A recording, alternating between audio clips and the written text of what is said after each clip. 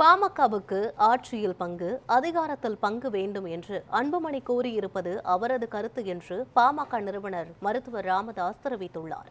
பாமகவின் 37ஆம் ஆண்டு தொடக்க விழா இன்று கொண்டாடப்படுகிறது. இதையொட்டி திண்டிவனம் அருகே தைலாபுரம் இல்லத்தில் பாமக நிறுவனர் ராமதாஸ் கட்சிக் கொடியை ஏற்றி வைத்து அம்பேத்கர், பெரியார், கார்ல் மார்க்ஸ் ஆகியோரின் சிலைகளுக்கு மாலை அணிவித்து தொண்டர்களுக்கு இனிப்பு வழங்கினார். இதில் ராமதாஸின் பேரன் முகுந்தன், தலைமை நிலைய செயலாளர் அன்பழகன், அரசியல் ஆலோசனை குழு தலைவர் பேராசிரியர் தீரன் உள்ளிட்டோர் கலந்து கொண்டனர். அதன் பின்னர் செய்தியாளர்களிடம் பேசிய ராமதாஸ், வரும் சட்டமன்ற தேர்தலில் வெற்றி பெற பாமகவினர் கடுமையாக போராடிக் கொண்டிருப்பதாக கூறினார்.